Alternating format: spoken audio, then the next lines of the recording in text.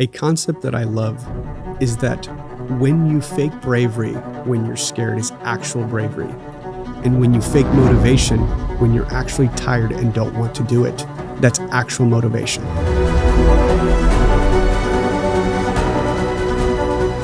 The way I think through this is there's always a moment when you have not done what you're about to do, which creates fear.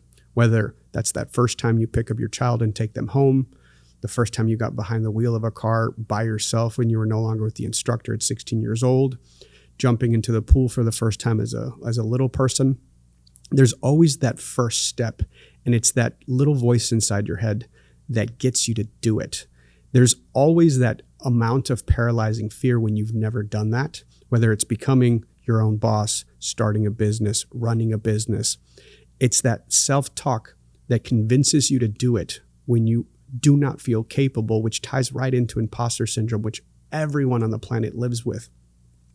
That moment where you can talk yourself into doing something that is scary is the definition of bravery.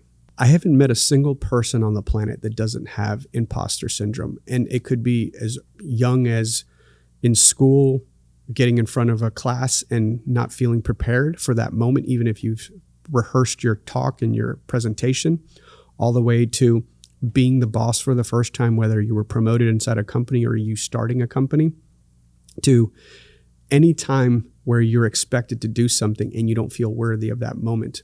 I think it comes from that little voice inside of our head that tries to keep us alive and protect us from dangerous situations, but it's something that never goes away, and you just have to learn to live with and just appreciate that everyone has that little voice inside their head telling them they're not good enough. I feel like every step of my journey, I've had to talk myself into it, whether that's convincing someone at 19 years old to let me sell them a house when I was first a real estate agent, to convincing myself I was worthy of becoming a top producer in my market by concentrating on it, to starting a business and raising money and convincing other people to trust me with their money for an idea of mine, or even stepping in to be the CEO of a publicly traded company. I had never done any of those things. So I really think and believe that none of us are qualified until we choose to take the risk and do that one thing for the very first time. When thinking through courage, once you've garnered the experience and you have your 10,000 hours of mastery, courage comes from wisdom and muscle memory. So you know what to do, even if you haven't seen this exact same situation presented to you, because you've seen similar ones and you kind of have all the game theory of what could happen. But when you're early on in your journey and you don't have it, a frame that's worked for me is to go, what's the worst thing that can happen? And it sounds a little extreme, but did you die is a concept that I've used my whole life. And the answer is 99.9% of the time is absolutely not. So the risk reward, it's like, okay, what's the worst thing that can happen? And then take that leap, because as a human being, you don't actually gain wisdom or courage until you've gone through the scary moment or in time. And so you just have to tie back to, what is the downside of me taking that risk to become someone I'm not yet? And now the second part to discuss is motivation, because I think it's such a abstract concept. Where does it come from? What is it? Motivation is doing the things you don't want to do when you need to do them, regardless of how you feel about it. And I think that's the separating factor in people who succeed at a high level and people that don't. It's whether it's waking up early every single day and finding the additional hours when the concept is still a side hustle, whether it's getting in shape, staying fit, making your phone calls, doing the hard, unsexy, unglamorous part of whatever it is you're trying to do. And it's most important to do it when you don't want to do it. A different way of thinking about a motivation, it's just having discipline. Motivation could be a mental state of mind, but it can be anchored in the habit and ritual that you prioritize that is the most important in the task you're trying to execute.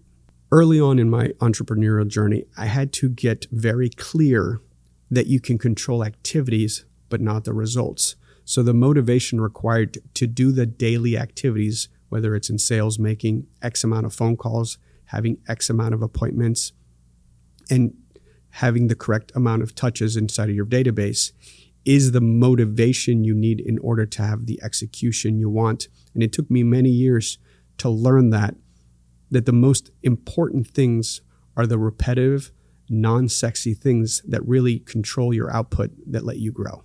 Whether it's getting in shape or starting a business or growing an idea, I think we all get lost in the process. I recently heard an awesome story of a real estate agent who decided to go in on one idea, which was posting 2 90-second reels per day. And he did it religiously for about 90 days, and absolutely nothing happened. That is 180 edited posts. But what happened on the 4th month is he started to getting a large amount of inbound leads that translated into full-time income after committing to the idea. And I think too many people start the diet, start the workout, start the marketing technique, and quit entirely too early before they see the results. So if you were to picture a seed under the ground, in the cliche example of breaking through into becoming a plant, most people never get out of the seedling phase and break through to get to the sunlight where the most growth happens. In the beginning of your entrepreneurial journey, you have to be prepared to do every single task. The low dollar tasks, the mundane tasks, the ones that drive you crazy. Because in the beginning, it's just you.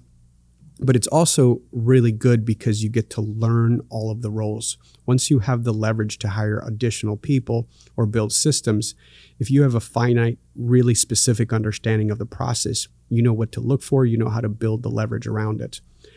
And as soon as you can, you should actually start tracking the dollar productivity, because there's going to be things in your business that you as the founder should never give up, both from the level of return on time that you can generate to the entire enterprise and also the parts of the business that you enjoy most.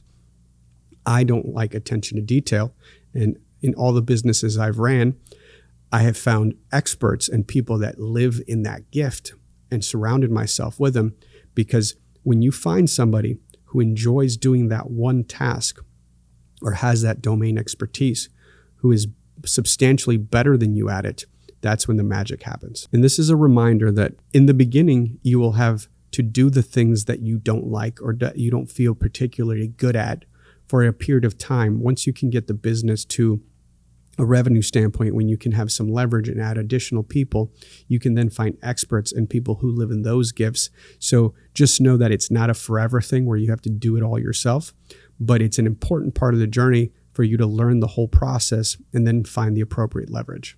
The advice I have for someone who's excited about starting something but need the motivation or bravery, it's a decision in the moment to do it.